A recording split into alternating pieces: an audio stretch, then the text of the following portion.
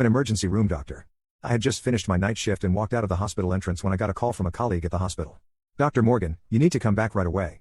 A critically injured patient just arrived, and the director wants you back immediately to assist with the emergency procedure." I instinctively turned around to head back, but suddenly floating text appeared before my eyes. "Whatever you do, don't enter that operating room. Don't participate in this procedure. The patient is already dead. You're just going to be the scapegoat for the director's daughter. This patient comes from a powerful family. Not only will you get a death sentence, but your parents will be driven to suicide, too." My footsteps froze. A few seconds later, my heart went cold. I decided to trust these messages and take this gamble. My eyes quickly scanned the ground. I immediately locked onto an uncovered manhole on the road surface. I gritted my teeth and squeezed my eyes shut, then threw myself deliberately into the opening.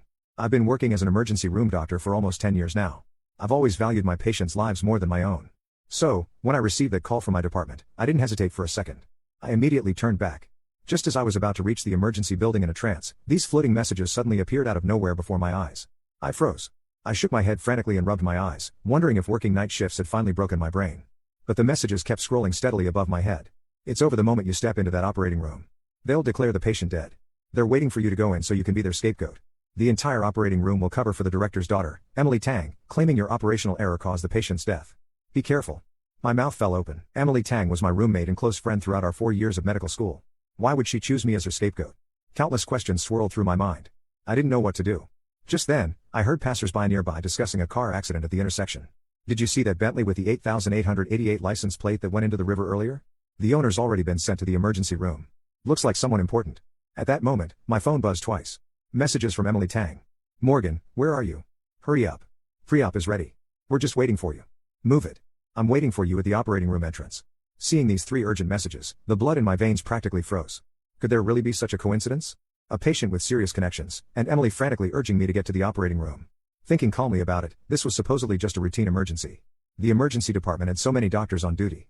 What reason could there be that specifically required a doctor who just finished a night shift to rush back for surgery? Thinking about it this way, the floating messages seemed highly credible. Once I put on those scrubs, from that moment on, I'd become a lamb led to slaughter. The patient's death would be entirely blamed on me. Combined with testimony from all my colleagues, I wouldn't be able to clear my name even if I jumped into the ocean. I didn't dare think further. The more I thought about it, the more terrified I became. Looking at Emily's messages, I didn't reply immediately. Almost 10 minutes had passed since I received the notification. I quickly made a decision in my mind. Since the messages said I would be framed, then I would take this gamble. As long as I didn't appear in that operating room, no one could frame me. My eyes quickly scanned the ground. I immediately locked onto a spot in front of the emergency building, an uncovered manhole on the road surface. I pretended to hurry toward the emergency entrance. As I approached the opening, I gritted my teeth and suddenly shut my eyes, then threw my entire body into the manhole. The sensation of weightlessness suddenly engulfed me.